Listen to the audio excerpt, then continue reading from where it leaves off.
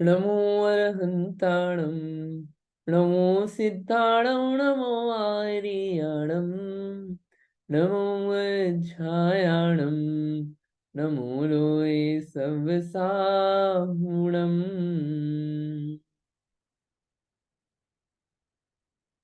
मोक्षमार्गस्य नेतारं भेतारं कर्मभूभृतां ज्ञातारं विश्वतत्त्वानां वन्दे तद्गुणनदे।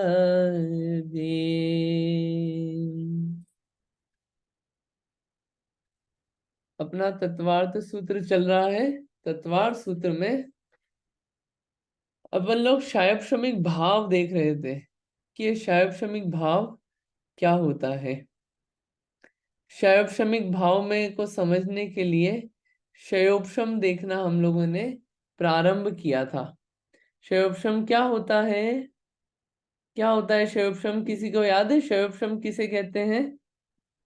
बताइए, सुनाइए। किसी को समझ में आया था शयोपशम किसे कहते हैं?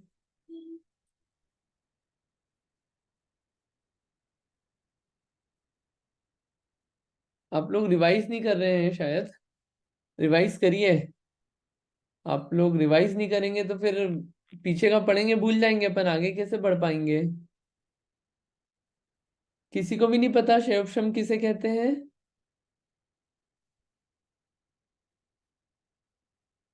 हाँ जी नीलेश जी बताइए। सो क्षयोक्षम यानी क्षय और उपशम, जिसमें जिसमें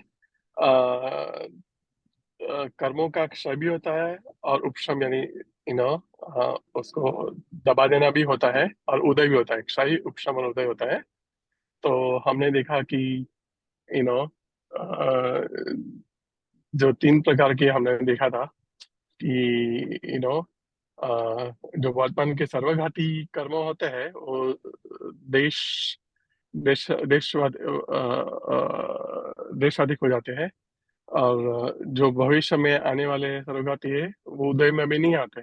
और जो देशवाती है उसका उदय होता है। तो और इन लेम टर्म क्षयोपशम यानी थोड़े पाठ का उघाड़ होता है। जैसे हम बोलते हैं हम लोग ज्ञान का क्षयोपशम है, यानी क्षयोपशम यानी उतना ज्ञान का उघाड़ है। जैसे आपने छोटी बच्ची का उदाहरण दिया था कि 8 साल की उम्र में भी उसको पुरातत्व सूत्र का ज्ञान है, तो उसका उतना उघाड़ है, क्षयोपशम है। ठीक है, अच्छा समझाया आपने, बढ़िया। इन शब्दों को भी याद कर लेना आप। उदयाभाविशय, सदवस्था रूप उपशम, ये शब्द भी अपने परिचय में रहे। बाकी आपने समझाया, बढ़िया। ठीक है, अब अपन समझते हैं शैवश्रमिक भाव में। अपन कल समझ रहे थे शैवश्रमिक सम्यक्त्व को। शैवश्रमिक सम्यक्त्व की बात करें उससे पहले एक क्वेश्चन आया था कल यहाँ पे कि कोई व्यक्ति अगर पंचेंद्रिय है, मनुष्य है और अंधा है, तो उसको क्या सर्वघाती का उदय स्पर्धकों का?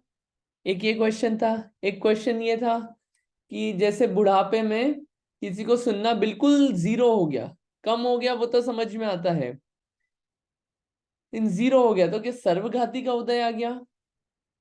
तो देखिए, उसका जवाब ये है कि सर्वघाती प्रकृति का उदय नहीं आया है, अभी भी देश घाती का ही उदय है। लेकिन हुआ क्या है, प्रॉब्लम डिवाइसेस में हुई है, ज्ञान में प्रॉब्लम नहीं हुई है। ये जो डिवाइस है, डिवाइस डिवाइस यानी कि आंख, आंख जो है इसमें प्रॉब्लम हुई है। वो जो जानने की शक्ति है उसमें देशघाती उदय है अभी भी। ठीक है, कैसे? इसका जैसे उदाहरण, आप आंखें बदल दो, रिप्लेस कर दो, तो वापस दिखने लग जाता है कि नहीं? वो डिवाइसेस कितने रूप से ठीक हो सकते हैं, क्योंकि शरीर के साथ काम कर रहे हैं ना, अभी आत्मा मिलके काम कर रहे हैं, तभी डिपेंडेंसी वाला चलता है। तो उसमें सर्वघाती का उदय नहीं है, देशघाती का ही उदय है, ऐसा समझना। ठीक, चलिए। अब शैव श्रमिक सम्यक को समझाना था। क्या होता है इसमें? 7 प्रकृतियां हैं। 7 प्रकृति कौन कौन सी, ये देखिए यहाँ पे वापस दिखाते हैं। दर्शन मोहनी की 3, मिथ्यात्व, सम्यक प्रकृति। और चारित्र मोहनी की 25 है। ठीक है, 25 में से 4 की बात करते हैं अपन, ये 4 अनंतानुबंधी, क्रोध, मान, माया, लोभ, ये 7 प्रकृतियां जो है, इन 7 प्रकृतियों के दबने से या 6 के या 5 के दबने से तो औपशमिक सम्यक्त होता है, इनके क्षय से शायिक सम्यक्त होता है। अब इनमें से अनंतानुबंधी की 4, मिथ्यात्व और सम्यक मिथ्यात्व। मिथ्यात्व क्यों? मिथ्यात्व जो है सम्यक्त्व का मूल से घात करता है, एक मिथ्यात्व और सम्यक मिथ्यात्व। ठीक है, ये 6 प्रकृतियों का क्या होता है? उदयाभावी क्षय। ये सर्वघाती स्पर्धक जो है, इनका उदयाभावी क्षय होता है, यानी कि ये सर्वघाती रूप से उदय में नहीं आते हैं, ये देशघाती रूप में कन्वर्ट हो जाते हैं। देशघाती रूप कौन सा? इनका देशघाती रूप सम्यक्त प्रकृति के रूप में हो जाते हैं। ठीक है, ये सब। और सदअवस्था रूप उपशम, जो आगे भविष्य में उदय में आने वाले हैं, ये वो क्या हो जाता है उनका? सदअवस्था रूप उपशम। वो वैसे के वैसे बने रहते हैं, पहले ही उनकी उदीर्णा नहीं होती, पहले ही उदय में नहीं आ जाते टाइम से पहले। तो क्या हुआ उस समय पे? जो श्रद्धान हुआ वो कैसा हुआ? सच्चा श्रद्धान हुआ, तत्वों का तत्वार्थ श्रद्धान हुआ। क्यों? क्योंकि मिथ्यात्व भी जो है वो अपना काम नहीं कर पा रहा है, सम्यक मिथ्यात्व भी नहीं कर पा रहा है, अनंतानुबंधी भी नहीं कर पा रही। ठीक है, लेकिन लेकिन नाश नहीं हुआ है। किसका उदय आ रहा है? सम्यक्त प्रकृति का उदय आ रहा है, जो कि देश घाती रूप से उदय आ रहा है। और उसमें क्या हो रहा है? सम्यक दर्शन तो है, लेकिन कैसा है? चल मल अघाड़ दोष लगता हुआ सम्यक दर्शन है। वो सम्यक दर्शन कैसा है? शायोपशमिक सम्यक्त्व कहलाता है। ये शायोपशमिक सम्यक्त्व को वेदक सम्यक्त्व भी कहा जाता है। समझ में आया आपको क्या चल रहा है? देखिए, जो कषाय है ना, अनंतानुबंधी आदि, इसको समझते हैं अपन। आपको बार बार बोल रहे हैं यहाँ पे 4 कषाय होती है। कौन कौन सी? क्रोध, मान, माया, लोभ, ये 4 कषाय है। अब इन चारों को आप देखिए, अनंतानुबंधी वाली है, अप्रत्याख्यानावरण वाली है, प्रत्याख्यानावरण वाली है, संजुलन वाली है। ऐसे 4 4 की कितनी हो गई? 16 कषाय हो गई। ये 16 कषाय किसका भेद है? चारित्र मोहनी का। और चारित्र मोहनी किसका भेद है? मोहनी का। ठीक है, तो अब ये चारों जो है, इनका अर्थ क्या होता है? कि बार बार अपन बोल रहे हैं अनंतानुबंधी अनंतानुबंधी, ये होता क्या है समझते हैं। अनंत अनुबंधी, अनंतानुबंधी क्या होता है? अनंत अनुबंध, अनुबंध यानी कि करार, करार होता है ना, एग्रीमेंट। अनुबंध, करार, एग्रीमेंट या फिर संबंध। अनंत संबंध जो कराए, किससे? संसार से। यानी अनंत संसार से जो संबंध कराए, वो है अनंतानुबंधी कषाय। ये कषाय ऐसी है जो कि मिथ्यात्व के साथ पैरेलली चलती है। इसलिए जब तक मिथ्यात्व है, जब तक अनंतानुबंधी है, तब तक अनंत संसार के साथ संबंध बना रहता है। इसलिए इसको बोलते हैं अनंतानुबंधी। इससे क्या प्रॉब्लम होती है? चूंकि मिथ्यात्व है इसके साथ में, ठीक है, इस कषाय के साथ में बनी रहता है, तो क्या होता है? सच्चा श्रद्धान नहीं हो पाता। और सच्चा श्रद्धान नहीं हो पाता तो सूत्र बोलिए, तत्वार्थ सूत्र के अध्याय 1 का। तत्वार्थ श्रद्धानम सम्यक दर्शनम। सच्चा श्रद्धान नहीं हो पाता, सम्यक्त्व का घात होता है। ये कौन सी है? अनंतानुबंधी। ठीक है, पहली कषाय हो गई। दूसरा, अप्रत्याख्यानावरण। क्या बोले? अप्रत्याख्यानावरण। शब्द समझना आप पहले। अप्रत्याख्यान आवरण, आवरण यानी कि ढकना, उसका घात करना। ठीक है, आवरण। जैसे बोलते हैं ना कि इस बच्चे ने इस मूवी को इस टीवी के आगे आके खड़े होके क्या कर दिया? आवरण कर दिया। ऐसी आवरण यानी कि ढकना, घात करना। अप्रत्याख्यानावरण। अब यह अप्रत्याख्यानावरण क्या होता है? देखिए, आपने एक शब्द सुना होगा, पचखाण। पचखाण, पचखाण होता है ना, पचखाण शब्द। पचखाण का मतलब क्या होता है? त्याग। ठीक है, पचखाण एक शब्द है, उसी से ये शब्द क्या है? प्रत्याख्यान। प्रत्याख्यान मतलब क्या होता है? त्याग। ठीक है। अब अ शब्द लगा है, अप्रत्याख्यान। अ मतलब नहीं है यहाँ पे। अ मतलब किंचित, जरा सा भी, एक देश। तो एक देश त्याग पे भी आवरण ढक दे, किंचित त्याग भी नहीं होने देता, उसे क्या कहते हैं? अप्रत्याख्यानावरण नाम की कषाय। इससे क्या होता है? जो देश चारित्र होता है, देश चारित्र यानी कि अणुव्रत आदि लेने के भाव नहीं हो पाते, वो ग्रहण नहीं कर पाता जीव, ठीक है। या ग्रहण कर भी ले, इसका उदय आ जाए तो अणुव्रत आदि से छूट जाता है। ये क्या है? अप्रत्याख्यानावरण नाम की कषाय है। बाहर में अणुव्रत से दिखा रहे हैं, लेकिन अंदर में वैसे कषाय रूप परिणाम होते हैं जिसके कारण ये व्रत रूप भाव चले जाते हैं, ठीक है। अणुव्रत 5 पापों का एक देश त्याग करना, जो कि श्रावक लोग करते हैं, ठीक है। अप्रत्याख्यानावरण। नेक्स्ट, प्रत्याख्यानावरण। अब देखिए इसमें सिर्फ अ शब्द हटा है, अ हट गया, यानी कि त्याग नहीं होने दे। कैसा त्याग नहीं होने दे? पूर्ण त्याग नहीं होने दे। पूर्ण त्याग नहीं होने दे यानी कि सकल चारित्र का घातक होता है। सकल चारित्र यानी कि महाव्रत, मुनि अवस्था, मुनि व्रत ग्रहण करने के भाव नहीं हो पाते, उसका घातक होता है। कौन सी कषाय? प्रत्याख्यानावरण। फिर संज्वलन।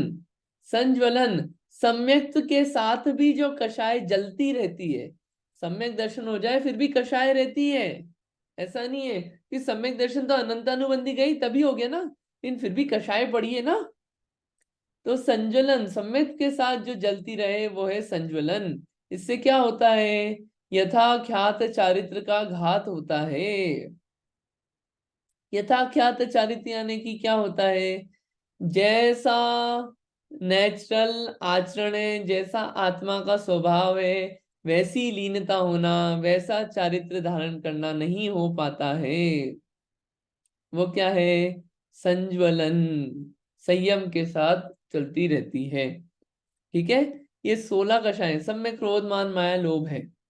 इसको डिटेल में पढ़ना हो कि क्रोध मान माया लोभ समझना है इसमें हमको एक एक में, तो भाव दीपिका नाम का एक ग्रंथ है, उसको आप पढ़ना। उसमें बहुत अच्छे से समझाया गया है इसको, उसमें आप डिटेल से पढ़ सकते हैं, ठीक है। समझ में आया?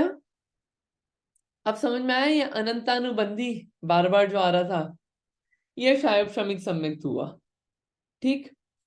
अब अपन थोड़ा सा आगे और देखते हैं। अब ये शायद श्रमिक चारित्र किसे कहते हैं? ये एक और भेद है ना इसका, आप भेद भूल तो नहीं गए? क्या था? ज्ञाना, ज्ञान, दर्शन, आया था ना, लब्ध्यश, फिर आया ना उसके बाद सम्यक चारित्र, संयमा, संयमाश्च। तो सम्यक तो हो गया चारित्र, शायद श्रमिक चारित्र क्या होता है? अब देखिए चारित्र की बात है, आपने कषाय पढ़ी ना, चारित्र किस किस में हो रहा है? अनंतानुबंधी तो पहले ही चले गई, सम्यक तो हो गया। तो अब क्या बची? अप्रत्याख्यानावरण, प्रत्याख्यानावरण और संज्वलन, ठीक है। तो क्या हो रहा है कि शायब श्रमिक चारित्र कब प्रकट हो जाता है? अनंतानुबंधी, अप्रत्याख्यान, प्रत्याख्यान का उदयाभावी क्षय, सदअवस्था रूप उपशम, ये क्या है? क्षायोपशमिक चारित्र। अब उदय किसका है? उदय किसका है? संज्वलन प्रकृति का उदय है, सिर्फ यथाख्यात चारित्र का घात हो रहा है। ऐसा क्या होता है ऐसा? ये चारित्र होता है शैव श्रमिक चारित्र। शायिक चारित्र होगा तो उसमें क्या होगा? इन सबका नाश हो जाएगा, ठीक है। चलिए आखिरी आता है संयमा संयम। ये संयमा संयम क्या होता है? शब्द तोड़ते हैं तो संयम भी असंयम भी, दोनों बातें यहाँ पे। तो कैसे हो सकता है? आप बोल रहे हो संयम भी है असंयम भी है, ये बात समझ में नहीं आती थोड़ी सी। देखिए क्या होता है, आपको अगर ख्याल हो तो यहाँ पे बोला अप्रत्याख्यानावरण, यानी कि क्या? त्याग जो हुआ है वो किंचित होता है। अगर ये कषाय चली जाए तो किंचित त्याग होता है, पूरी तरह त्याग नहीं हुआ। अब पूरी तरह त्याग नहीं हुआ तो हम इसको क्या बोले? संयमी बोले कि असंयमी बोले? अगर आप इसको संयमी बोल दो तो आगे वाले को क्या बोलोगे जिसने पूरा त्याग कर दिया? क्वेश्चन उठता है ना। और अगर इसको असंयमी बोल दो तो जो पीछे वाला है इसको क्या बोलोगे फिर? ये दोनों सेम तो नहीं है। तो इसको क्या बोला जिसका किंचित त्याग हुआ? संयमा संयम। संयम भी असंयम भी, जिसकी अप्रत्याख्यानावरण कषाय पे चोट पहुंची। तो अनंतानुबंधी अप्रत्याख्यानावरण का उदयाभावी क्षय सदअवस्था रूप उपशम। ठीक, यानी कि ये क्या हुआ? सर्वघाती देशघाती में हो गई। क्या हुआ फिर? मतलब किस में हो गई ये? अब ये प्रत्याख्यानावरण और ये संजुलन जो है, क्या हुआ? इसका उदय आ रहा है। तो प्रत्याख्यानावरण का तो कैसा होगा? सर्वघाती उदय होगा। सर्वघाती क्यों होगा? क्योंकि संयम असंयम है। सर्वघाती से होगा क्योंकि संयम असंयम है।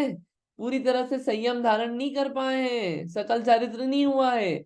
इसलिए प्रत्याख्यानावरण सर्वघाती रूप से काम करेगी और संजुलन देशघाती रूप से उदय में आएगी।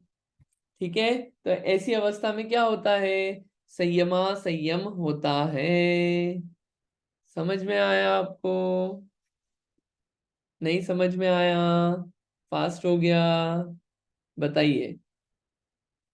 ठीक है, ये अपन ने बात करी, अपन ने इतनी बात कर ली है। कल का जो क्वेश्चन था वो बात हो गई, शायब श्रमिक सम्यक की बात हो गई, शायब श्रमिक चारित्र की बात हो गई, संयमा संयम की बात हो गई। आप लोगों को समझ में आया? नहीं आया हो तो पूछिए, 2 मिनट में होल्ड कर लेता हूँ।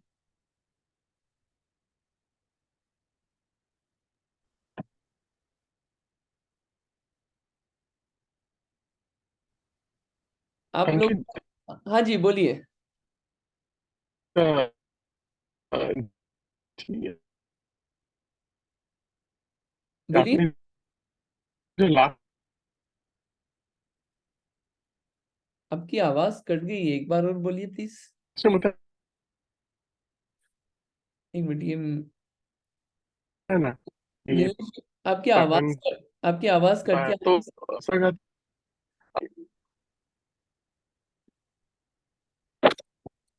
अच्छा अच्छा, एक मिनट। हाँ, मैं अभी आ रहा है क्या अंकित जी? है। हाँ, अभी क्लियर है। अभी बोलिए। एक मिनट। हाँ, तो आपने जो बताया ना लास्ट में कि प्रत्याख्यान जो है वो सर्वघाती संवत्सर में और संजोलन देशघाती। तो संजोलन समझ में आ गया, देशघाती। प्रत्याख्यान सर्वघाती कैसे हुआ वो समझ में नहीं आया। हाँ, देखिए, संयमा संयम अवस्था है ना। संयमा हाँ संयम जो हाँ भाव है। संयमा संयम क्या बताया? कि संयम भी है और असंयम भी है। यानी कि पूरी तरह हाँ, संयम दोनों है। प्रकट नहीं हो पाया और पूरी तरह असंयमी भी नहीं है। तो अगर पूरी हाँ तरह कोई संयमी होगा तो उसकी कौन सी कषाय जाएगी? प्रत्याख्यानावरण कषाय का नाश होगा, कि पूरी तरह त्याग उसी हाँ के कारण हो पाता है। अब चूंकि ये संयमा हाँ संयमी है तो इसके प्रत्याख्यानावरण का तो नाश नहीं हुआ। यानी कि प्रत्याख्यानावरण का पूरी तरह से पूरी तरह से घात कर रही है वो। यानी जो अच्छा। त्याग रूप भाव होते हैं उसका पूरी तरह से घात हो रहा है, सर्वघात हो रहा है। इसके लिए क्या बोला? कि प्रत्याख्यानावरण सर्वघाती रूप से उदय में आएगी। और अप्रत्याख्यानावरण जो है वो क्या होगा? वो देशघाती में कन्वर्ट हो जाएगी। किस रूप में? संजुलन आदि में। स्वयं रूप में, हाँ ठीक है, हाँ है बराबर। ना? बराबर। ओके। बढ़िया। ये चलिए, आप लोगों ने एक क्वेश्चन नहीं पूछा किसी ने, ये चलमल अगाड़ दोष क्या होते हैं शैव श्रमिक सम्यक्त्व में? लेकिन इसको बता देते हैं। देखिए, अपन पढ़ते हैं इसमें से थोड़ा सा। आप पढ़िए पहले, इसको एक सामान्य रूप से समझेंगे। आपको आश्चर्य भी हो सकता है ऐसा? इन पढ़ लेते हैं अपन। पढ़िए, कौन पढ़ेंगे आप में से? एक एक व्यक्ति पढ़ लेंगे, 3 क्वेश्चन है अपने पास। पढ़िए नीलेश जी, पढ़िए आप। चल दोष किसे कहते हैं? चल दोष किसे कहते हैं? अपने ही नाना विषयों में आप्त आगम और पदार्थ विषयक सिद्धांत के विकल्पों में जो चलित होता है उसे चल कहते हैं। जैसे अपने द्वारा कराए बनवाए गए जिन बिंब आदि में ये मेरे देव हैं, इस प्रकार अपने पने से और दूसरे के द्वारा कराए गए जिन बिंब आदि में यह पराया है, इस प्रकार भेद करने से चल दोष कहाँ है। बढ़िया। इसमें दृष्टांत देते हैं कि जल की नाना तरंगों में जल एक ही अवस्थित अवस्थित है, तथापि नाना रूप से चल है। उसी प्रकार मोह से अर्थात सम्यक्त प्रकृति के उदय से सद्दान भ्रमण रूप चेष्टा करता है। बहुत बढ़िया। देखिए चल दोष क्या होता है, जैसे पानी होता है, पानी वैसे तो अवस्था ऐसे रहता है सिंपल, लेकिन उसमें क्या है, जो तरंगे आती रहती है ना, चलन बना होता रहता है तरंगों के कारण, वो उससे आप एनालॉजी बिठा सकते हैं कि ऐसी श्रद्धान जो है बना हुआ है, लेकिन उसमें क्या है, ऐसी लहरें आ रही हैं, तरंगे आ रही हैं अलग अलग प्रकार की, ये क्या है, चल दोष है। कैसा है, फॉर एग्जाम्पल, ऐसा नहीं हो रहा है कि कहीं और जा रहा है, वो ये रहा है कि आप तो किसे कहते हैं, तीर्थंकर को, ठीक है, अरंत परमेष्टि को, आगम कहते हैं जिनवाणी को, ठीक। अब इन्हीं के विषयों में चलित होता जाता है। कैसे चलित हुआ कि फॉर एक एग्जाम्पल दिया है, ये अपन ने जिन बिंब विराजमान करवाए, तो क्या बोला, ये मेरे भगवान हैं। ये अपनापन जो करा ना, और जो दूसरे जो अपन ने विराजमान नहीं कराया, उसमें क्या हुआ, ये मेरे भगवान नहीं है, मेरे भगवान तो ये है। ये जो मेरा और परायापन हुआ ना, किसमें, तीर्थंकरों में भी, ये तीर्थंकरों में भी, उसमें भी मेरा और परायापन हो गया। वो जो भेद रूप परायापन कर दिया ना, इसमें भी ये जो ऐसा श्रद्धान बैठ गया, ये मेरे हैं, ये मेरे नहीं है। अरे समान थे ये तो सब, सभी वो गुण वाले हैं, उसमें मेरा अपनापन, वो जो भाव श्रद्धान बैठ गया ना, वो क्या है, चलित दोष है। एक एग्जाम्पल है, और भी एग्जाम्पल आते हैं, ये एक मुख्य रूप से आता है, मल दोष। अब पढ़ते हैं, किसी को पढ़ना और विशेष सम्यक के बारे में, तो गोमट सारजी जीव कारण ग्रंथ है, उसमें एक सम्यक मार्गणा है, बहुत अच्छा है ग्रंथ, गोमट सार जीव कांड जी, बहुत अच्छा है, पढ़ने लायक है, समझने लायक है। और ये जो भी अपन ने पढ़ा कि ये कर्म ऐसे ऊपर से नीचे जाते हैं, ये सब आपको लब्धि सार शपना सार में बहुत अच्छे से पढ़ने को मिलेगा। आप नाम नोट कर लेना, फ्यूचर में कभी पढ़ना इन सब चीजों को, ठीक है। मल दोष किसे कहते हैं, हाँ नेक्स्ट क्वेश्चन पढ़ना है आपको, मल दोष किसे कहते हैं, कौन पढ़ेगा आप में से। मैं पढ़ूं? हाँ जी पढ़िए प्लीज। मल दोष किसे कहते हैं? जैसे मल के योग से शुद्ध श्रवण मलिन हो जाता है, वैसे ही सम्यकत्व प्रकृति के उदय से अपने महात्म्य को न पाकर मल के सम से मलित होता है। बस बढ़िया। मल, मल यानी कि गंदगी, सम्यक्त्व था, निर्मल था, ठीक है, निर्मल था। अब वो क्या हुआ, उसने संगति करी मलिनता की, गंदगी की। जैसे सोना था, सोना शुद्ध है, शुद्ध बना है, लेकिन क्या हुआ, गंदगी के साथ जाके मिल गया, तो क्या हुआ, मलिनता आ गई ना। वैसे ही सम्यक्त्व में क्या होता है, किसी ऐसी चीज के साथ जाके संगति पाई, तो क्या हुआ, मलिनता को प्राप्त हुआ। चल मल। तीसरा अगाढ़ दोष, पढ़िए अर्चना जी। अर्चन, अगाढ़ दोष किसे कहते हैं। अगाढ़ दोष अर्थात स्थान अर्थात आप्त आगम और पदार्थ की श्रद्धान रूप अवस्था में ही रहते हुए भी जो कांपता है, स्थिर नहीं रहता, उसे अगाढ़ कहते हैं। जैसे सब अरहंत परमेष्टि में अनंत शक्तिपना समान रूप से स्थित होते हुए भी इस शांति क्रिया में शांतिनाथ भगवान समर्थ हैं। इस विघ्न विनाश आदि क्रिया में पार्श्वनाथ भगवान समर्थ हैं। इत्यादि प्रकार से रुचि में शिथिलता होने से तीव्र रुचि से रहित होता है। जैसे वृद्ध पुरुष के हाथ की लकड़ी शिथिल होने की अगाढ़ होती है, वैसे ही वेदक सम्यक्त भी अगाढ़ होता है। बहुत बढ़िया। अगाढ़, गाढ़ यानी कि गाढ़ापन, स्टेबल है, गाढ़ा है। लेकिन अगाढ़पना, अगाढ़पना यानी कि डगमग डगमग हिल रही है। जैसे कोई वृद्ध पुरुष हो, उनके हाथ में लकड़ी हो, तो वो वृद्ध पुरुष तो हिलते ही है, साथ में क्या होता है, लकड़ी भी ऐसे शिथिल होती है, हिलती रहती है, होती है कि नहीं होती है, होती है।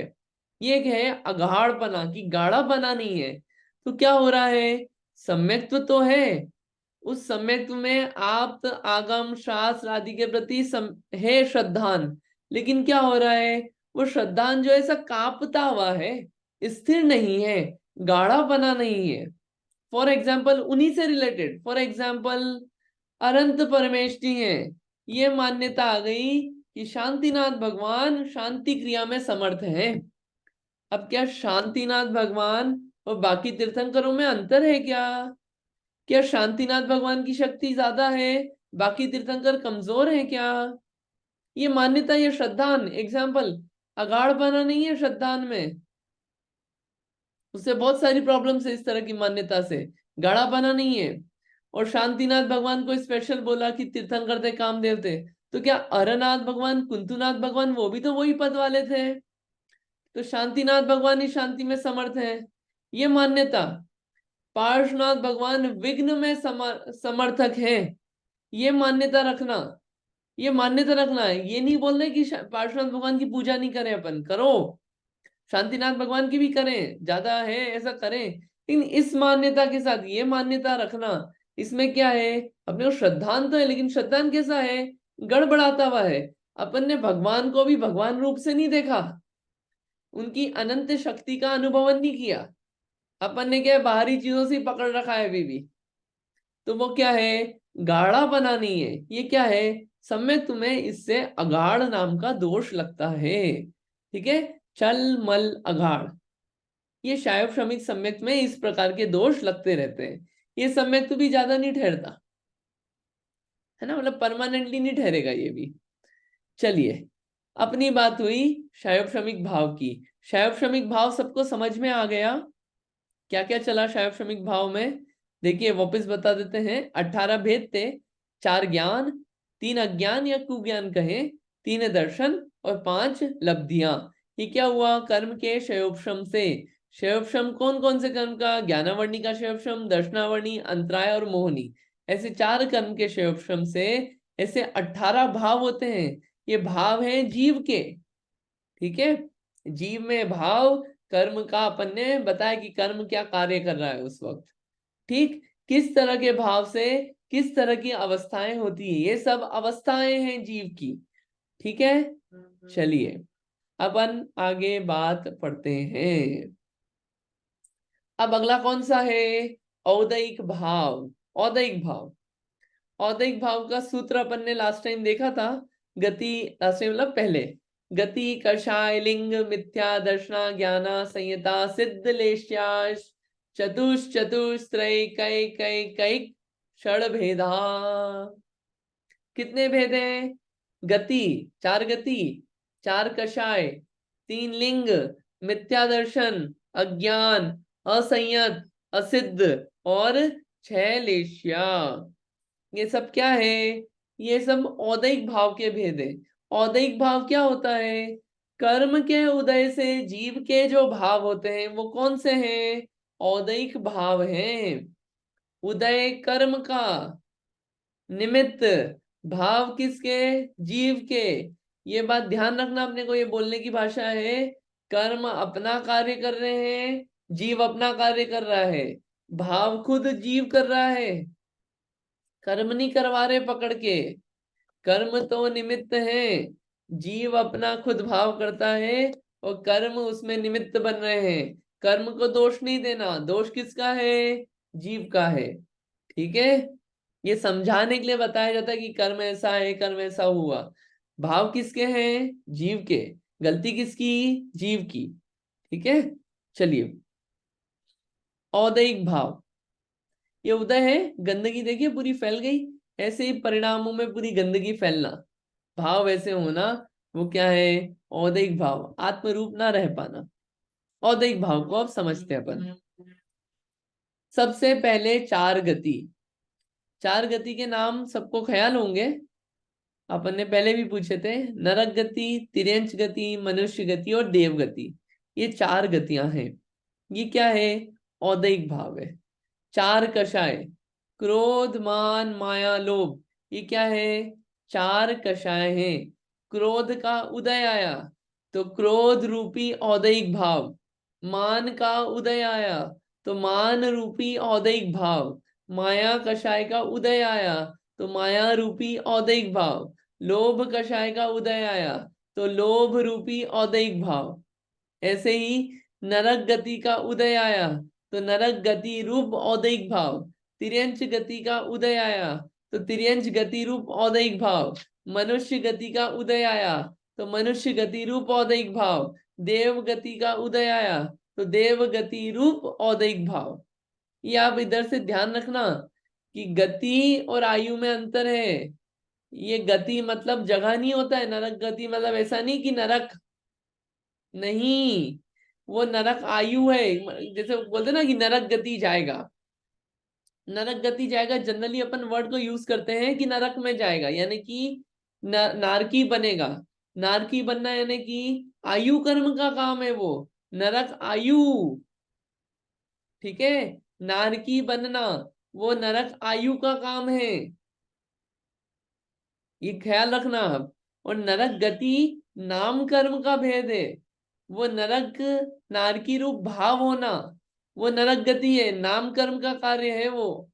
ये अंतर है, कर्म को पढ़ना एक बार आप, ठीक है, ध्यान रखना इस चीज को। फिर वेद कषाय। वेद यहाँ पे 3 प्रकार के वेद हैं। कौन कौन से? स्त्री वेद, पुरुष वेद, नपुंसक वेद। वेद को लिंग भी कहा जाता है। ये जो वेद है ये फिजिकल अपीयरेंस नहीं है, द्रव्य वेद नहीं है कि फिजिकली जेंडर किसका स्त्री है पुरुष है नपुंसक है, यहाँ इसका वो मतलब नहीं है। यहाँ पे भाव वेद से मतलब है, भाव वेद से मतलब है, द्रव्य वेद से मतलब नहीं है। ठीक है, कोई बाहरी रूप से जेंडर में मेल हो सकता है लेकिन उसका भाव वेद कैसा हो? स्त्री वेद रूप भाव हो सकता है, पॉसिबल है। कोई बाहर से जेंडर पुरुष वेदी हो, भाव कैसा हो? नपुंसक वेदी रूप भाव हो, ऐसा हो सकता है। ठीक है, इसमें अलग अलग चीजें आती है। तो यहाँ पे जो वेद है ये कौन सा है? भाव वेद की बातें हैं। 3 वेद, स्त्री वेद रूप भाव का उदय आया तो कौन सा? ये औदयिक भाव है। पुरुष वेद रूप भाव का उदय औदयिक भाव। नपुंसक वेद रूप भाव का उदय ये कौन सा? औदयिक भाव। ये क्या काम करते हैं इनकी डेफिनेशन पढ़ेंगे अपन अभी, अभी नाम पहले परिचय करा रहे हैं। फिर उसके अलावा लेश्या आती है, लेश्या 6 लेशियां होती है। लेशिया का विषय भी समझाएंगे जब इस फोटो को समझाएंगे। 6 लेशियां होती है, ये भी क्या होती है? लेशियाओं के उदय आए, ये लेशियाएं आई उदय में तो क्या हुआ?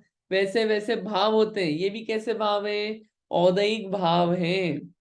और बाकी के 4 मिथ्या दर्शन, अज्ञान, असंयम, असिद्धत्व, ये भाव हैं।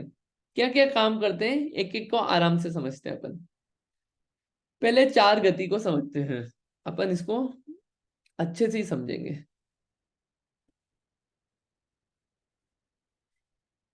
देखिए एग्जाम्पल, नरक गति नाम कर्म के उदय से नारक भाव होता है। तिर्यंच गति नाम कर्म के उदय से तिर्यंच भाव होता है। देखिए जो नारकियों के भाव होते हैं वो नारकियों जैसे ही होते हैं, तिर्यंचों के तिर्यंच रूप भाव होते हैं, बराबर। मेजॉरिटी ऑफ द केसेस ये भाव जो होते हैं ना, ये नरक गति, तिर्यंच गति, मनुष्य गति और देव गति नाम कर्म का कार्य है। और भी प्रकृतियां साथ में काम करती है लेकिन मुख्य रूप से अभी इसकी बात चल रही है। ठीक है, ये जो गति का उदय है वो हर समय होता है। गति का हर समय उदय हो, सॉरी बंद होता है, बंद भी और उदय भी होता है। लेकिन जो आयु है, नरक आयु, तिर्यंच आयु, मनुष्य आयु, देव आयु, इसका बंध हर समय नहीं होता। इसका बंध आयु के त्रिभाग में होता है। 8 बार चांस आते हैं, 8 अपकर्ष काल आयु बंध का एक गणित है, वो आप देखना। ठीक है, तो इस रूप भाव हुए, नारकी रूप भाव हुए। ये नारकी रूप भाव अभी यहाँ बैठे बैठे भी हो सकते हैं। उस रूप उदय आ गया। ये सब क्या है? ये जो भाव है ये कैसे हैं? औदयिक भाव हैं, कर्म के उदय से हो रहे हैं। कर्म के उदय से हो रहे मतलब यानी कि क्या? ये कर्म का उदय है अभी, ये कर्म का उदय चला जाएगा तो उस रूप भाव नहीं होंगे। तिर्यंच गति रूप भाव वो अभी हो रहे हैं, उदय चला गया चले जाएंगे। मनुष्य गति रूप भाव अभी हो रहे हैं, बाद में चले जाएंगे, वापिस आ जाएंगे। ये अलग अलग भाव होते रहते हैं। ठीक है, ये 4 गति। नेक्स्ट 4 कषाय, क्रोध मान माया लोभ, ये 4 कषाय। मैं एग्जांपल्स देने का ट्राई करूंगा जहां जहां मेरे से बहुत अच्छा पॉसिबल होगा। जहां एग्जांपल्स की कमी होगी आप पूछते रहना, उसको अपन और थोड़ा सा विशेष देख के फिर बता देंगे। कषाय रूप भाव, क्रोध का, ये क्रोध जो कषाय है, ये इसके कारण क्या हो रहा है? औदैहिक भाव, क्रोध रूपी औदैहिक भाव। कैसे? क्रोध कर्म का उदय आया तो क्या हुआ? गुस्सा किया, भाव हुए ना, गुस्से रूप भाव। ये औदैहिक भाव है। ये औदैहिक भाव हमेशा नहीं रहने वाले। किसी इंसान को उसके औदैहिक भाव पे जज नहीं कर ले अपन। क्यों? क्योंकि ये जो क्रोध है हमेशा नहीं रहने वाला। ये क्रोध जो है अभी उसका उदय आया, इसलिए वो क्रोध रूपी औदैहिक भाव रूप बिहेव कर रहा है व्यक्ति। हमें भी अगर क्रोध आ रहा है तो अपने आप को ऐसा नहीं बोले कि अरे हम तो कैसे बेकार हैं, उसको इंप्रूव करें। लेकिन क्या है, वो उदय थे, कर्म के उदय थे उस समय। अपन कर्म पे दोष नहीं दे रहे, कर्म के उदय थे उस समय, ऐसे भाव हुए अपने। उन भावों को पकड़ना भी नहीं है, पकड़ के बैठना भी नहीं है, छोड़ना है कि उस भाव रूप अपने को होना नहीं है। लेकिन क्या हो रहा है, ये काम क्यों हो रहा है? ऐसे भाव होते हैं, जीव के भाव हो रहे हैं ना, मान रूप, माया रूप, लोभ रूप, ये सब क्या है? औदैहिक भाव है। इसमें प्रशस्त अप्रशस्त दोनों होते हैं। देखिए, इसको थोड़ा सा एग्जांपल देने का मन हो रहा है। और एग्जांपल, लोभ रूप। लोभ ये आया कि चलो जिन मंदिर बन रहा है तो हम विधान कर लें, ये लोभ है, प्रशस्त लोभ है। ये कैसा है? औदैहिक भाव है, उस समय का औदैहिक भाव है। ये कर्म जनित औदैहिक भाव है। जिस समय आया है वो हमने उपयोग कर लिया उसका प्रशस्त रूप से, तो क्या हुआ? ये औदैहिक भाव। जरूरी नहीं है कि वो औदैहिक भाव हमेशा बना रहे। अब अगर 4 दिन विधान हो तो चारों ही दिन ऐसा भाव बना रहे, उतना ही प्रशस्त लोभ बना रहे, औदैहिक भाव उदय आता रहे। क्यों? क्योंकि उस प्रकार की कषाय का उस रूप से उदय आना वैसा ही हो, जरूरी नहीं है। ये प्रशस्त रूप कार्यों के लिए बोल रहे हैं। अप्रशस्त रूप के लिए कि अपने को कुछ औदैहिक भाव आया लोभ का, क्या कि किसी को बेवकूफ बना के कुछ ठग लिया जाए, अपना घर का सामान बेच दिया जाए बेवकूफ बना के। ये क्या है? लोभ, माया। ये औदैहिक भाव उदय आया माया और लोभ का, वैसे भाव हुए तो अपन ने क्या करा? वैसे भाव हुए, वैसा कार्य भी कर लिया। ये क्या? औदैहिक भाव है। इन औदैहिक भाव को अच्छा नहीं माना जाए, क्योंकि कर्म जनित औदैहिक भाव है ये। ठीक है, और उससे किसी को जज भी नहीं किया जाए। इस तरह के भाव जो हैं कर्म के उदय से होते हैं, आते हैं जाते हैं, आते हैं जाते हैं, ऐसा कार्य चलता रहता है। ये कैसे है? कर्म के उदय के होने के कारण ऐसे औदैहिक भाव हो रहे हैं, क्रोध मान माया लोभ। इसके भी कई और उदाहरण मिल जाएंगे और सोच लेंगे उदाहरण। इन्हें एक मोटा मोटा समझा है, और उदाहरण सोचेंगे, पढ़ के आएंगे इसको। ठीक। वेद, स्त्री वेद, पुरुष वेद, नपुंसक वेद रूप भाव। स्त्री वेद रूप भाव होता है कि पुरुष में रमण करने रूप भाव जो होता है। एक एक बात है इसकी है, और भी बात होती है स्त्री रूप भाव की, वेद की। पुरुष वेद रूप भाव कि स्त्री में रमण करने रूप जो भाव होता है वो क्या होता है? स्त्री वेद रूप भाव। ये जनरली जो आता है व्याख्यान, और भी बातें आती है इसमें, अपन देख लेंगे उसको। नपुंसक वेद रूप भाव, ये क्या होता है कि स्त्री और पुरुष दोनों में रमण करने रूप जो भाव होता है वो क्या है? नपुंसक वेद रूप भाव होता है। उसका उदाहरण आता है किस तरह का भाव होता है ये। इसमें ये भी है, भाव कैसा होता है कि वो एक होता है कंडे रूप, एक होता है ईंट रूप, एक होता है कोयले रूप। वो आता है, उसका अपन पढ़ लेंगे, उसको भी अच्छे से करेंगे बात। थोड़ा सा रीड करते हैं, थोड़ी क्लैरिटी पड़ेगी अपने को। देखिए, कषाय रूप जो है ये क्या है? कषाय जो होती है आत्मा को कसती है, आत्मा को क्रश करती है। कषाय, आत्मा को कसना, ये क्या होती है, कलुषता लाती है आत्मा में इसके उदय से। तो इसे क्या बोलते हैं, कषाय रूप औदयिक भाव, कषाय रूप कर्म का औदयिक भाव, इसके उदय से औदयिक भाव होता है। ठीक है, एक क्वेश्चन है मेरा, कषाय क्यों होती है, क्रोध क्यों आता है, मान माया लोभ क्यों आता है, what is the root cause, क्रोध मान माया लोभ आने का रूट कॉज क्या है। एक कारण तो अपन ने कर्म का उदय समझ लिया, लेकिन रूट कॉज क्या है, क्यों क्या है ये पता नहीं होगा कि होता क्यों है, तो भले ही आज जा नहीं रहा है, लेकिन जाएगा कैसे, वो सॉल्यूशन नहीं पता पड़ेगा। रूट कॉज क्या है, क्रोध मान माया लोभ का, गुस्सा आता है, जैसे अपन बहुत बार सोचते हैं, खुद ही बोलते हैं, कई बार घर में बहुत गुस्सा कर लेते हैं, यार मैं बहुत गुस्सा करता हूँ यार, पता नहीं क्यों आता है, खुद से ही बोलते हैं, पता नहीं मैं बहुत खराब हो गया हूँ आजकल, ये क्रोध क्यों आता है मुझे इतना, क्यों आता है। हम जो चाहते हैं वो नहीं होता है तो गुस्सा आता है। हम जो चाहते हैं तब वो नहीं होता है। नहीं, हाँ, तो बढ़िया, अच्छा आंसर है। और किसी को, अच्छा बाकी, मतलब कुछ तो थॉट होगा कि क्यों आता है, क्या है।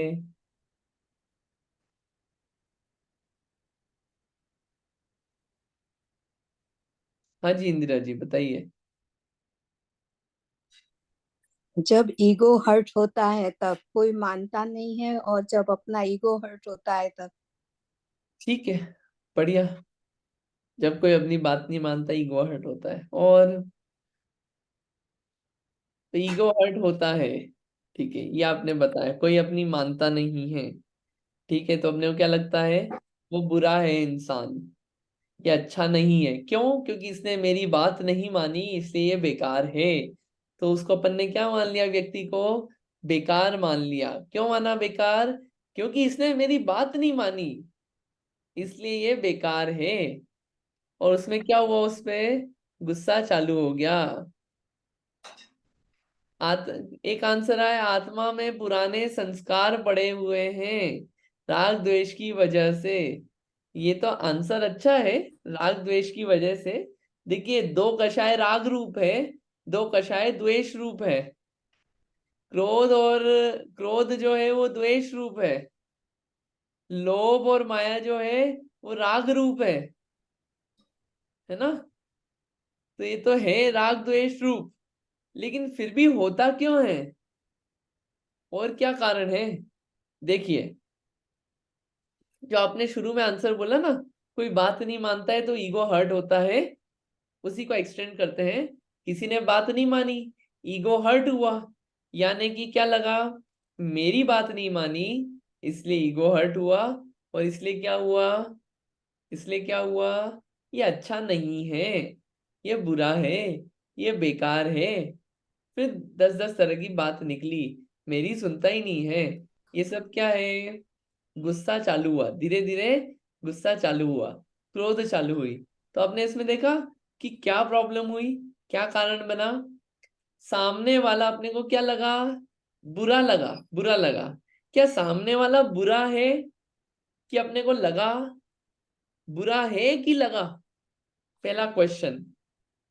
क्योंकि अगर बुरा है तो अपने को हमेशा बुरा लगना चाहिए, हमेशा तो बुरा नहीं लगता। बुरा कब लगा, जब अपनी बात नहीं मानी तब बुरा लगा, अपनी बात मान ले तो अच्छा, यानी कि अपने को अच्छा बुरा जो है ये अपन ने मान रखा है, वो व्यक्ति नहीं है। अब ये अच्छा बुरा क्यों मान रखा है, व्यक्ति नहीं है, कल्पना है अच्छा बुरा मानने की, वो व्यक्ति है नहीं अच्छा बुरा, व्यक्ति तो व्यक्ति है। क्यों मान रखा है, क्योंकि हमने उल्टा मान रखा है। उल्टा क्या मान रखा है, कि चीजें मेरे अनुसार हो, मेरी माने, कर्म के उदय पे विश्वास नहीं, कि कर्म का उदय होगा तो अपने अकॉर्डिंग चलेगी चीजें, नहीं होगा तो नहीं चलेगी, और चीजें सारी स्वतंत्र हैं, अपने अपने अकॉर्डिंग काम करती है, बराबर, ये क्लैरिटी नहीं है। तो क्या है, उल्टी मान्यता पड़ी हुई है कि जैसा मैं चाहता हूं वैसा ही होगा और वैसा ही होना चाहिए, लेकिन वस्तु का नेचर ऐसा नहीं है। ये उल्टी मान्यता है अपनी। फिर क्या है? मिथ्यात्व पड़ा हुआ है। इस उल्टी मान्यता के कारण क्या होता है? मिथ्यात्व के कारण पर पदार्थ, दूसरी चीजें अच्छी या बुरी, इष्ट अनिष्ट जब भासित होती है, होती नहीं है, भासित होती है, ऐसा लगता है, तब क्या होता है? कषाय उत्पन्न होती है। इसको क्रोध पे घटाते हैं।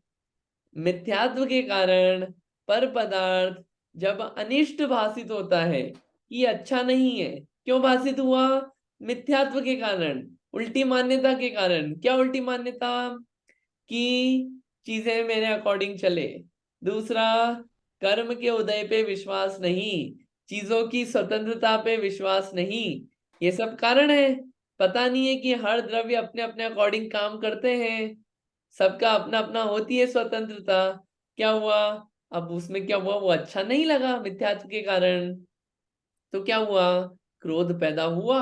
अब इसको हटाना है तो क्या करें? चीजों को अच्छा बुरा लगना बंद कर दें, इष्ट अनिष्ट लगना बंद कर दें, कि ना अच्छा है ना बुरा है। ये भावना पैदा हो जाए। कैसे होगी? तत्व ज्ञान के अभ्यास से। इस तत्व ज्ञान को जब पढ़ेंगे अपन, वस्तु के सच्चे स्वरूप को पढ़ेंगे, तब क्या होगा? पता चलेगा ना चीज अच्छी है ना बुरी है। हर द्रव्य स्वतंत्र है, कोई किसी के अधीन नहीं है, कोई किसी के अकॉर्डिंग नहीं चल सकता। अगर अकॉर्डिंग का भी चल गया तो वो निमित्त नैमित्तिक कर्म का उदय ऐसा था कि अपनी बात मन गई। लेकिन ऐसा हमेशा ही हो ऐसा नहीं है। ऐसा तत्व ज्ञान से पढ़ा तो क्या होगा? कषाय उत्पन्न नहीं होगी। थोड़ा सा समझ में आया क्या चल रहा है? ये चूंकि ये बात आई, ये बाल बोध आदि में पढ़ाई जाती है परिभाषा, इसका रियलाइजेशन जब अपन थोड़ा पढ़ते हैं तो समझ में आता है। ये जो परिभाषा बोली, कषाय क्यों पैदा होती है और कषाय कैसे नाश हो, इसको आप रियलाइज करना खुद से, जो भी एग्जाम्पल दिया। नहीं समझ में आया तो फिर वापस बात करेंगे अपन। ठीक, 4 कषाय, आगे 3 वेद अपन पढ़ने वाले थे। कषाय के बाद 3 वेद। वेद को पढ़ते हैं। आप पढ़िए, वेद को पढ़िए, थोड़ा सा वेद के बारे में अपन जानते हैं। पढ़िए, कौन पढ़ेगा आप में से? हाँ जी, उमा आंटी जी पढ़िए।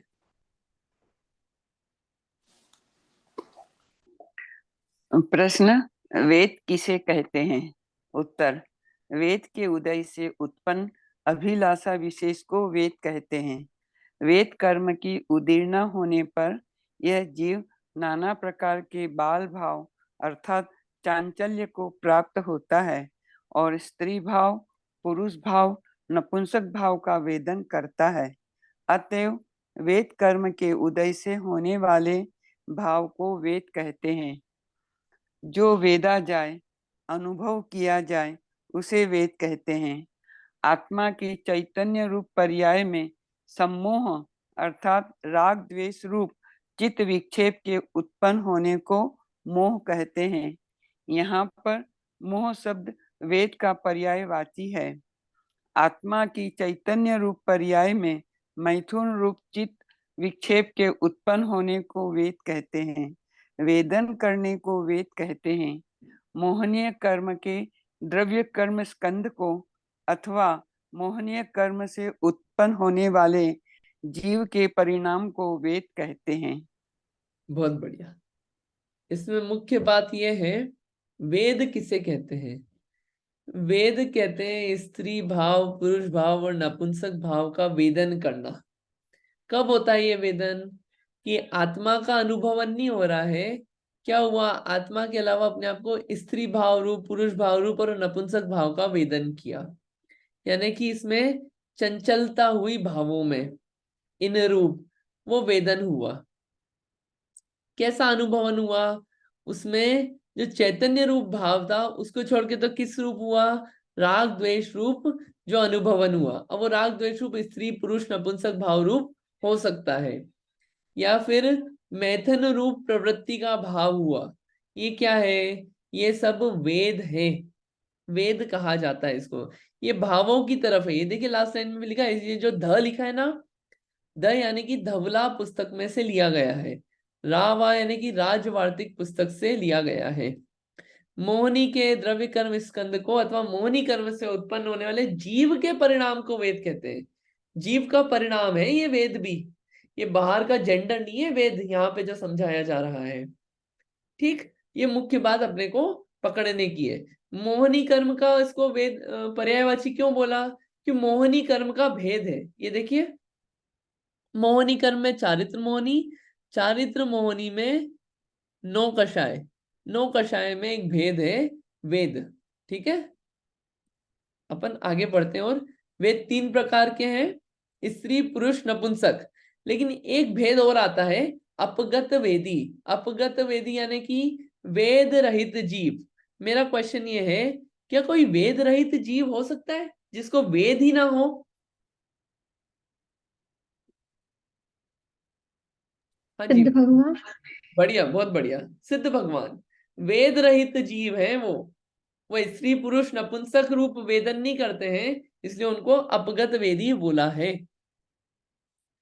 अब देखिए, वेद के 9 भेद भी होते हैं। इसको द्रव्य और भाव से मिला दे तो द्रव्य रूप से पुरुष, भाव रूप से स्त्री, द्रव्य रूप से पुरुष, भाव रूप से नपुंसक, ऐसे भेद बन जाते हैं। ठीक, इन भेदों को ना बता के अपन यहाँ पे पढ़ते हैं। ये पढ़िए, द्रव्य से पुरुष वेदी के भाव स्त्री वेद पाया जाता है, यह किस प्रमाण से जाना जाता है? आपने यहाँ पे बोला, क्या बोल रहे हो कि द्रव्य वेद तो क्या है? पुरुष है, और भाव वेद क्या है? स्त्री का है। ये हम कैसे माने? Is that really possible? बाहर से जेंडर पुरुष का, बाहर में स्त्री वेद, तो इसको समझा रहे हैं। पढ़िए आप इसको, आंसर पढ़िए। कौन पढ़ेंगे? हाँ, रीटा आंटी जी पढ़िए। जय जिनेन। द्रव्य से पुरुष वेदी के भाव स्त्री वेद पाया जाता है, यह किस प्रमाण से जाना जाता है? ये प्रश्न था। अभी उत्तर है, मनुष्य नियोग के स्त्री वेद और अपगत वेद स्थान भी होता है। यहाँ भाव वेद से प्रयोजन है, द्रव्य वेद से नहीं।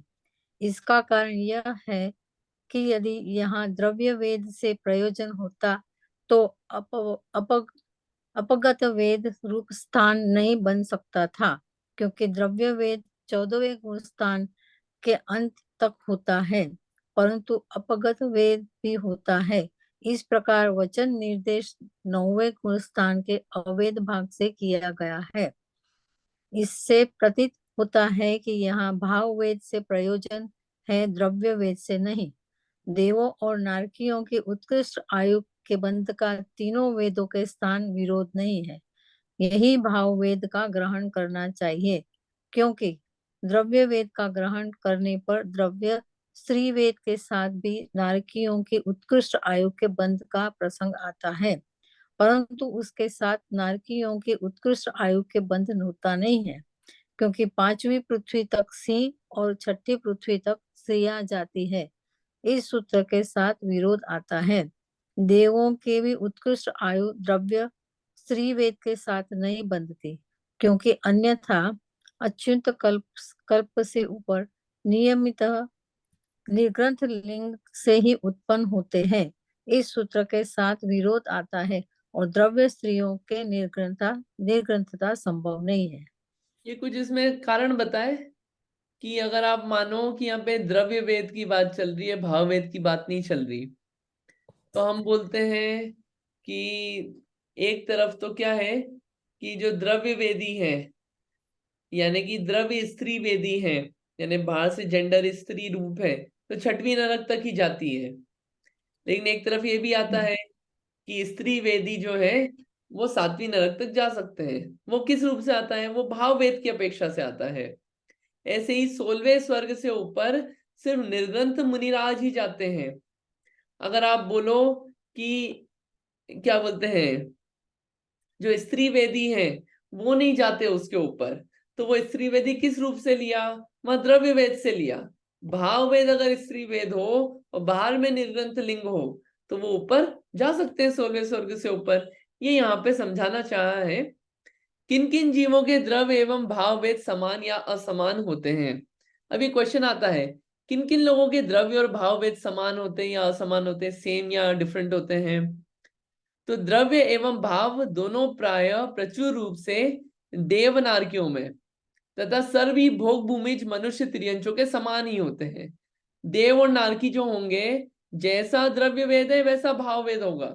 भोग भूमिया जीवों के भी मनुष्य तिर्यंचों के द्रव्य भाव वेद समान होगा, परंतु क्वचित कर्म भूमि मनुष्य व तिर्यंच इन दोनों गतियों में विषम या विसदृश भी होते हैं। इस प्रकार की विषमता होने से वहां द्रव्य और भाव वेद का कोई नियम नहीं है, क्योंकि आगम में 90 गुणस्थान के सवेद भाग पर्यंत द्रव्य से पुरुष वेद एवं भाव से तीनों वेद हैं, ऐसा कथन किया है। क्या बोल रहे हैं कि जो कर्म भूमि के मनुष्य और तिर्यंच होते हैं, इसमें बाहर से द्रव्य वेद हो अलग और भाव वेद अलग हो, ऐसा पॉसिबल है, बिल्कुल पॉसिबल है। एक एग्जाम्पल आता है कि 90वां गुणस्थान है, वहां पे स्त्री वेदी भी पाए जाते हैं, लेकिन अपन बोले कि 90वां गुणस्थान स्त्री वेदी कैसे हो सकता है? वो ऐसे हो सकता है कि भाव वेद जो है वो स्त्री वेद है। वैसे तो मुनिराज ही होते 90वें गुणस्थान में, तो वो वेद कैसा हुआ? पुरुष वेद बाहर से द्रव्य वेद, इन भाव वेद स्त्री वेदी हो सकता है कि यहाँ पे ऐसा गोमट सारजी जीव कांड में आया है। ठीक है, ठीक है, यहाँ पे ये इतनी सारी बात चली है। वेद में और भी बात सारी बात आती है, वो आगे आएगा, वेद के आगे भेद आएंगे, उसमें समझाएंगे कि कैसे कैसे होते हैं, किस किस तरह के भाव होते हैं। स्त्री वेद में कैसे भाव होते हैं, पुरुष वेद में कैसे भाव होते हैं, नपुंसक वेद में कैसे भाव होते हैं, वो सब भाव अपन आगे उसमें देखेंगे। ठीक, तो ये 3 वेद हुए। ये वेद भी जो है ये क्या है? ये औदैहिक भाव है। ये भी क्या है? ये अभिलाषा रूप भाव है, जो कि कर्म के उदय से होते हैं। स्त्री वेद रूप कर्म, पुरुष वेद रूप कर्म और नपुंसक वेद रूप कर्म, ये 9 कषाय का भेद है चारित्र मोहनी का, इसलिए इसको काय में डाला? औदैहिक भाव में डाला गया है। अब इसके बाद आता है लेश्या। लेश्या के बाद बाकी के और आते हैं, तो कल अपन लेश्या पढ़ेंगे, लेश्या के आगे फिर बाकी के भाव पढ़ेंगे, ऐसे औदैहिक भाव कंप्लीट होगा, फिर उसके आगे पारिणामिक भाव की स्टार्टिंग होगी। ठीक है, आज अपन ने कुछ नहीं पढ़ा है, औदैहिक भाव पढ़ा है, औदैहिक भाव के भेद पढ़े हैं, कषाय क्यों पैदा होती है ये मुख्य रूप से आज पढ़ा है, और वेद कषाय के बारे में ये पढ़ा कि जरूरी नहीं है जैसा द्रव्य वेद हो वैसा ही भाव वेद हो सभी जीवों के, that is also not very much possible, ऐसा जरूरी नहीं है। ठीक, आगे अपन लेश्या पढ़ेंगे। लेश्या होता क्या है? ये फोटो जो है, ये फोटो आपने मंदिरों में खूब देखा होगा, दर्शन करने गए होंगे भारत में जब, अनेक ग्रंथों में भी देखा होगा। ये पढ़ने लायक है, 6 लेश्या। इसको अपन थोड़ा सा समझेंगे, एक आध एग्जाम्पल देखेंगे, क्लैरिटी पड़ेगी कि भाव कैसे होते हैं। ठीक, कोई क्वेश्चन? एक क्वेश्चन है यहाँ पे जो आया है कि एग्जाम्पल देना है, नारक नरक गति और तिर्यंच गति रूप भाव कैसे होते हैं, वो थोड़ा सा और देख के आएंगे। ठीक, आज इतना ही रखते हैं, आगे अपन पढ़ेंगे, फिर पारिणामिक भाव भी आएगा, फिर इसको पूरा समराइज करेंगे कि 5 भाव पढ़ के फायदा क्या हुआ, क्लैरिटी काफी बढ़ेगी, फिर अपन ऐसे ऐसे धीरे धीरे आगे चलेंगे। मेरा विचार है कल भी क्लास रख लेते हैं, क्योंकि एक फ्लो में चल रहा है। अगर नहीं करनी हो तो आप बोल देना नहीं करनी है, कुछ और प्लान्स हो तो, वरना मैं तो करना चाहता हूँ कल। ठीक, चलिए जिनवाणी स्तुति अपन कर लेते हैं। आप में से कोई लेना? हाँ जी, अर्चना जी लीजिए आप जिनवाणी स्तुति।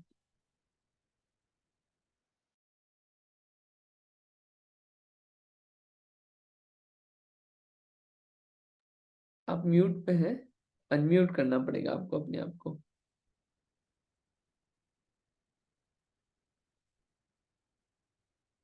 अच्छा, शायद आपको आवाज नहीं जा रही है। सॉरी, मेरी म्यूटेड थी। हे शारदे माँ, हे शारदे माँ, अज्ञानता से हमें तार दे माँ। ऋषियों ने समझी, मुनियों ने जानी, शास्त्रों की भाषा, गम की वाणी। हम भी तो समझे, हम भी तो जाने, विद्या का फल तो हमें मात देना। हे शारदे माँ, हे शारदे माँ, अज्ञानता से हमें तार दे माँ। जावाणी के ज्ञान ते सूझे लोकालोक, सो वाणी मस्तक नभो सदा देतु धो। बोली द्वादशांगिन वाणी माता की जय।